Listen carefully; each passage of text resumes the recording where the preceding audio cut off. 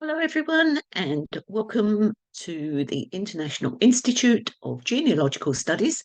And this is Brenda Wheeler, and I'm welcoming you today to Australia. We're going to look at what in Australia is known as Australian royalty. In other words, convicts. Some of the first Australians, the first people to come to Australia were, in fact, convicts from England. And so we're going to look today at the records that are available. I'm specifically looking at New South Wales, but convicts were sent to New South Wales, Victoria, and Western Australia. So each of those states does have records of the convicts, and I've taken New South Wales as the just as an example of what records you may find when you look for any convict ancestors. So I'm going to start sharing my screen and bring up, if I can find it.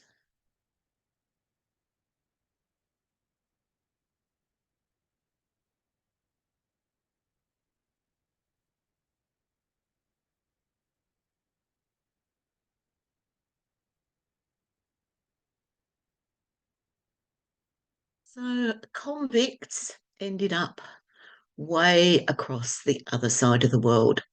As you can see, there's a small England, and they've sailed for some considerable months, and in some cases, in quite awful conditions on the ships to get to what we now know as Sydney. So let's look at an example, and this is the story about one particular convict, and his name was Joseph Loom. I became interested in Joseph Loom because I was actually looking at the baptism registers of an English church, and you can see it there. I was actually looking for Eliza Hadley's baptism, which I found. And there we are. There's Eliza with her parents, John and Eliza Hadley, and the place in Suffolk where the baptism took place is Grundisburg. But as with all genealogists, I was drawn to the entry underneath the one I was interested in, a giant rabbit hole. Because on September the 4th, John, who was actually born on the 19th of August 1830, was baptised, his mother being Elizabeth Loom of Grundisburg. And the vicar has noted, somewhat sarcastically in the side, that Elizabeth is the wife of Joseph Loom, who was transported to New South Wales in the ship Phoenix in March 1828, and he safely arrived in that colony. So the vicar is saying, oi, he obviously isn't the father because he's been in Australia as a convict since 1828, and this is 1930. So, with that sort of comment from the vicar, well, you've just got to try and chase the story. So, Joseph Loom, we've got here the baptism of the son that we saw in that baptism register. Here's John Loom, and luckily, this one, Find My Past, has been quite good and faithful in their transcriptions. And they do actually say mother's first name, Elizabeth Loom, and the note on the mother's name is wife of Joseph Loom in New South Wales since 1828. So I should think the transcriber had a bit of a laugh then. So everything there is correct, but always, if you can check the original, do, because sometimes it's not always given correctly. So who is Joseph Loom? How am I going to find out who he was? I looked in the newspapers to see if I could find out what crime it was, etc. And I discovered that there was a notice in one of the Norfolk papers to say that Joseph Loom had escaped. Prisoners escaped £10 reward, whereas Joseph Loom and John Baxter, charged with sheep stealing, did in the night of Tuesday, the 5th of December, break out of the House of Correction at Woodbridge. Notice is hereby given that to any person or post persons who shall apprehend the said Joseph Loom or John Baxter and lodge there him or them in any of his Majesty's jails will get a reward. And it gives a description of Joseph Loom. So I'm already starting to learn something about Joseph Loom. He's about 30 years old, 5'8", light complexion, light eyes, has a scar of a burn on the right cheek of the size of a shilling, had on a light fustian frock, striped waistcoat, cord breeches, and long leather buskins. And then it also goes on to give his partner in crime, John Baxter, gives a description of him as well. He was caught. Now, why did Joseph try to escape? Well, in actual fact, that December, his son had been born, and I suspect he has tried to escape to visit home and see his new baby son. Well, didn't last very long. He was found and he was caught and tried. The said Joseph Loom and Joseph Leach committed 5th of January 1827 by the Honourable Frederick Paul Irby and the Reverend Ellis Burrows, Clerk. The said Josiah Crisp committed on the 27th of the same month, and the said John Baxter committed 16th, 1827 by the said Ellis Burrows, charged on the oath of Francis Gates of Illington, farmer, with having on the night of the 4th of November last or early the following morning stolen off his premises 5 ewe lambs. Now they were caught and they were taken to Norwich Castle Jail and they were tried at Norwich Assizes on the 6th of April 1827. And here we see the sentencing book of Norfolk, Norwich being in Norfolk, and we see Joseph Loom, his crime was sheep stealing. It gives when he was tried and it gives his sentence, the sentence of death for stealing 5 sheep.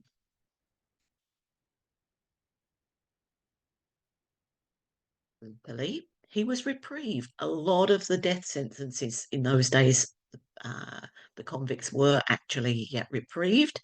And here we see Joseph Loom, complete with his 2 mates, Josiah Crisp and Joseph Baxter, in and during the term of their respective natural lives. And they were, in other words, being transported for the rest of their life.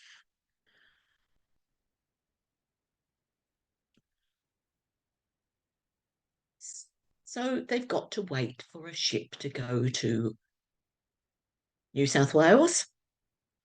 And so they are kept in, the prisons were quite full in those days. So they had the prison hulks, old ships that were kept specifically to house the prisoners, and they were known as hulks. And the prison hulk in this case was the Leviathan. And we see here the records of the Leviathan, where here's Baxter, Crisp, and Loom, all 3 of them, whose sentence was reviewed because the crime they were accused of was stealing sheep, but in fact they stole lambs, and it made a difference. So here they've committed to being transported, and the crime has been changed to stealing lambs. You've got Joseph Loon, aged 29, and when and where convicted, 7th of August in Norwich, life sentence. And over to the right-hand side, we see that they are going to, on the February the 27th, 1828, to the ship the Phoenix. So what were the hooks that were used as prisons? Have a look. You can find interesting facts about each of the ships. And in this case, HMS Leviathan was actually built in 1790. Now, this was 1827 when these guys ended up on this prison hulk. So it's quite an old ship. It's 37 years old. And it actually took part in the Battle of Trafalgar under Admiral Lord Nelson. And you can see a potted history of the Leviathan, and the fact that in 1816, after the end of the Napoleonic Wars, she was converted into a prison ship, and in 1848 was sold and broken up. So there's virtually an entire history about the Leviathan, this prison hulk. And you can see what the sort of ships they were in those days. You can imagine those ships without any sails, hauled up or just tied up in a harbour on the Thames somewhere, being used as a prison for those who are about to be transported. So Joseph left Portsmouth on the 5th of March, 1828, to arrive at Port Jackson, which was the early name for Sydney, on the 14th of July, 1828. Now, there are a series of 3 volumes called Log of Logs, and these are online at zenodo.org. And it's worth looking in each of those volumes to see if there are any records in existence for the sailing of your particular ship of interest. And we've got here the Phoenix over to the right-hand side. We see that the Phoenix had several trips. It shows you who the master was. And in 1828, we have the master as Lieutenant Cousins, London Spithead to Sydney, and there are surgeons' journals for the above voyages. And there are also an account of the Horden family passage in 1824. So, and it gives you where they're held, and you can actually access those articles and from the archives to read about the journeys of the Phoenix. Reports from the Phoenix say that the condition of the prisoners when they arrived was good, and all of the prisoners arrived safely, and for the entire journey, there were no deaths on board the Phoenix for that trip. Now, that is quite remarkable. So obviously the treatment of the passengers and the prisoners was pretty good. We can see here further details about the Phoenix itself, of which no one in those days, you'll see with all the records, nobody can spell Phoenix. This is another website. It's called Free Settler or Felon website. It's run by Jen Willits, and you can access that to see convict ships, and in particular, if some of your ancestors went to the Hunter Valley, which is an area to the in New South Wales. This particular website does do a lot for the Hunter Valley migrants and convicts. So we can see that the convict ship embarked 190 men. The voyage was 129 days. No deaths. There is a surgeon's journal. The crew consisted of 423 crew and 29 men. We can see that the previous vessel to arrive in Port Jackson was the Borodino, and the next vessel to arrive was the Basora Merchant. So they're arriving pretty steadily. The Borodino was on the 12th of July, the Basora Merchant on the 26th of July. So that makes at least 3 ships full of convicts that have arrived in Sydney in that particular month. We see that the captain was Thomas Cousins, as we learnt from the log of logs, and the surgeon was William Bell Carlyle. And as I said, those passengers and prisoners who did end up in Hunter Valley, you can click on that link there to see what happened to each of those individual people. It tells you a bit about the Phoenix, built in Topsham in 1810, and prisoners. The Phoenix made a previous trip in 1822 over to Australia. It tells you who the military guard was. Captain Colt Barker, who was about 47 years of age, Lieutenant Moore, and 30 men of the 39th Regiment, together with 4 women and 6 children. They received their orders to embark on the Phoenix on the 30th of January 1828. And the Phoenix actually left Spithead, which is the last place in England that it is noted that ships left. That is given in lots of records as where the ships left on. That is where they were last sighted. And that was on the 9th of March, 1828. So we're getting quite a lot of information about the journey. So what about when we get to New South Wales? Well, fortunately, Joseph Loom arrived just before the 1828 New South Wales muster. This muster is a muster of the migrants, in other words, the free settlers and the convicts who are currently in New South Wales. Because this is only, 40 years after the first ships started arriving in Australia with settlers and convicts, and the government are still relying a lot on trying to send supplies out to Australia so that the colony can become established. Now, this is a pretty awful record of the muster of 1828. This is the New South Wales copy. And just right down, virtually just down the bottom here, we can see Joseph Loom, about the one up from the bottom, we can see roughly his information that is given. He is 30. GS stands for government servant. In other words, he's a convict. He was on the Phoenix or Phonics of 1828.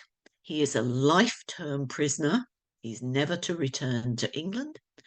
And he has been allocated as groom to George Druitt in the parish of Melville. Now, the name Druitt is quite famous because George Druitt was a surveyor with the army.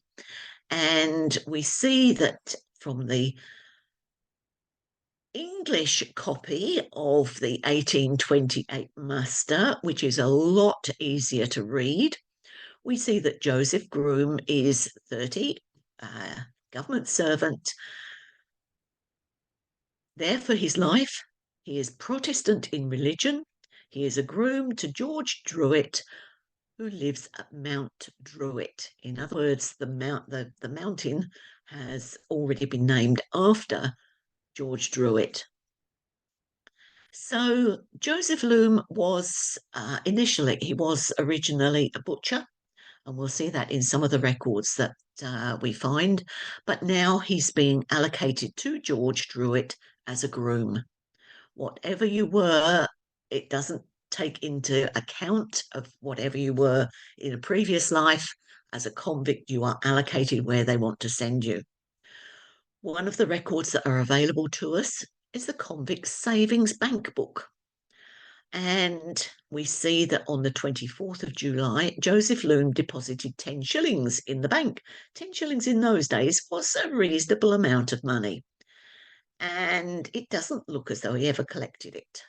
It looks as though it's still there if there's a descendant of Joseph Loom wanting it.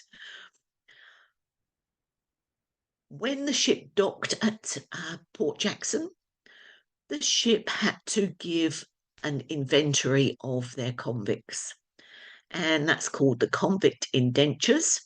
And here we see the ship's lists of convicts, and it goes over 2 pages. So I've put one page over the top of the other because those pages should actually be side by side, in which case you wouldn't be able to read a thing.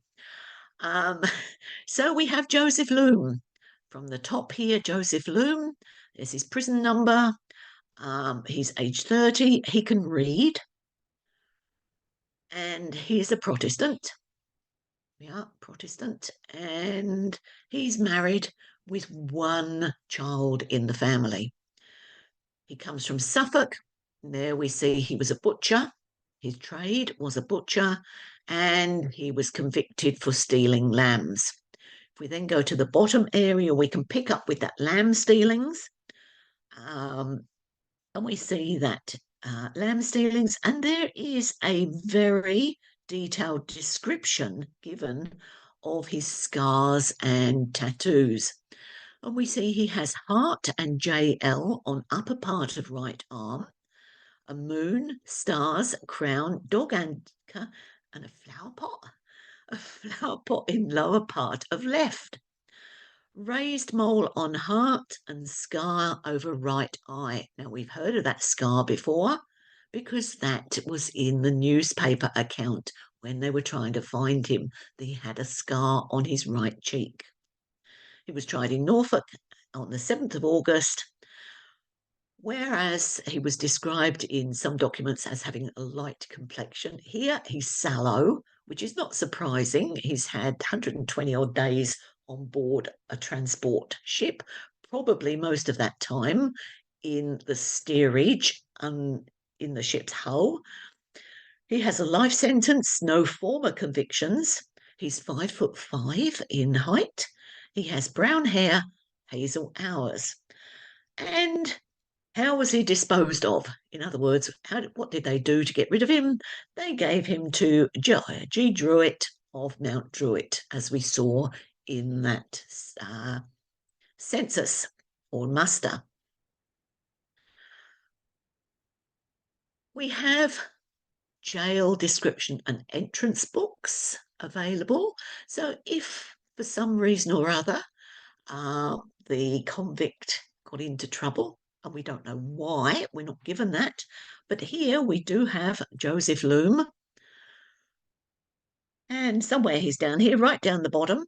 Joseph Loom from the Phoenix, so we know we got the right guy, in 1828. Born in Suffolk, he's Protestant, and he was a butcher. Yes, all of that agrees. And then we've got a load of dittos. So we've got to look up to where the dittos start. And it says here, for the treadmill, 14 days, sent to Carter's Barracks, Sydney, on the 6th of February, 1832. So he's kept out of trouble for all of that time until now. And in 1832, 14 days on the treadmill. This was what Carter's Barracks looked like. Convicts were housed and they were used in convict gangs as carters on the brick fields. The buildings were actually demolished in 1901, and that area is now the Central Railway Station. And a lot of people arriving at Sydney Airport or catch the train and end up on the Central Railway Station. So it's quite a well-known area. So we're told that he ended up on the treadmill. And here we are, here's a treadmill.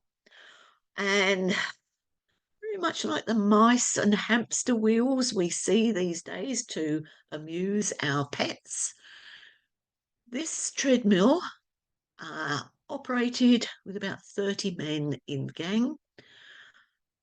They worked it for an hour with a break of about 20 minutes.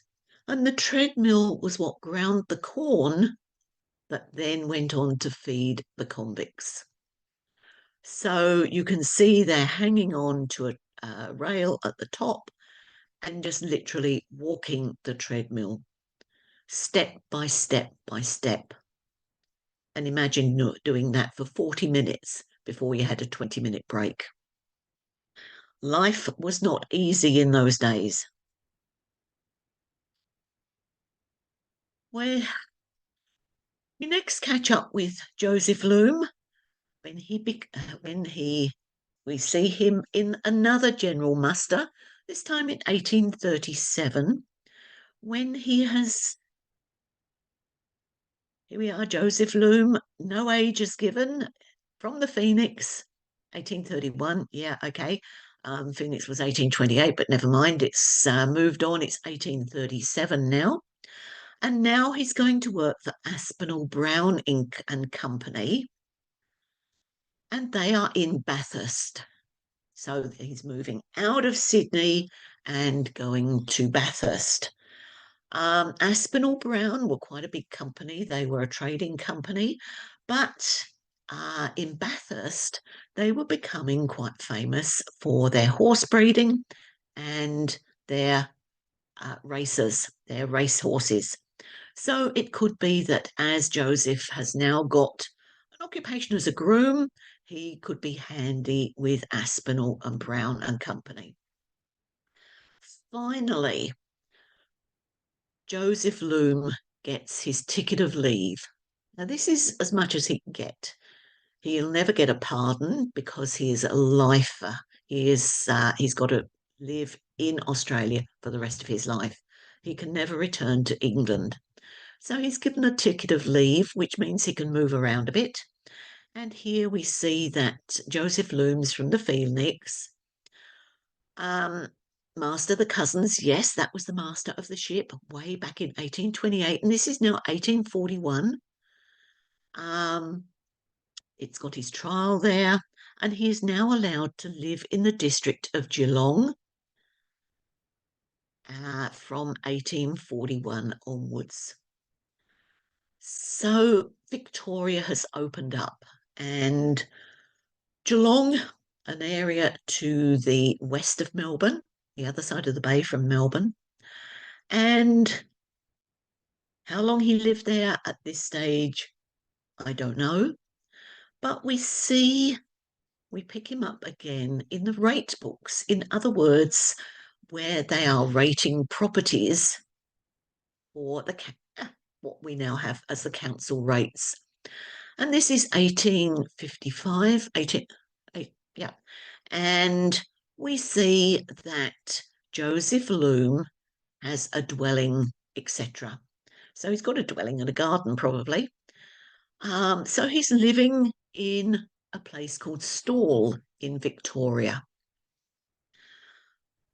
So he's starting to settle down in Victoria. He's got his ticket of leave, and we see him in Victoria, and he stayed there until 1869. At that stage, he was in the lunatic asylum at Ararat, which is very close to Stawell. And he had a disease of the brain and died in that asylum.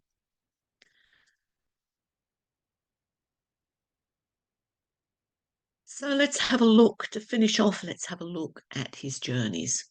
He's come from England out to Sydney, where he worked just to the northwest of Sydney at Mount Druitt. And then eventually he was taken on in Bathurst for the racing, those stables probably, where he would have worked again as a groom. But eventually, he's found his way down to Geelong, outside of Melbourne, where he had his ticket of leave, and he settled in the end around the Ballarat, Stawell, Ararat was where he died. So convicts had a hard life. Many people in Australia, if they can find a convict in their family, those convicts are classed as Australian royalty. Is Joseph Loom part of my family? Well, he was just under that one baptism in that parish register back in Grundisburg. But when I investigated the Loom family history a bit further, Eliza, that baptism that was just above the one for the Loom baptism with Elizabeth Loom, the mother, Eliza was in fact distantly related to that Elizabeth Loom. So I can say that, yes, I have a faint Australian royalty in my family. So thank you very much for listening. I hope it's given you some idea of what to look for in your Australian convicts, if you have any. And remember that those areas that Joseph ended up in were the areas of the goldfields. So did he eventually look for gold? Thank you for coming. This is Brenda Wheeler from the Institute of the International Institute of Genealogical Studies. Thank you for coming today.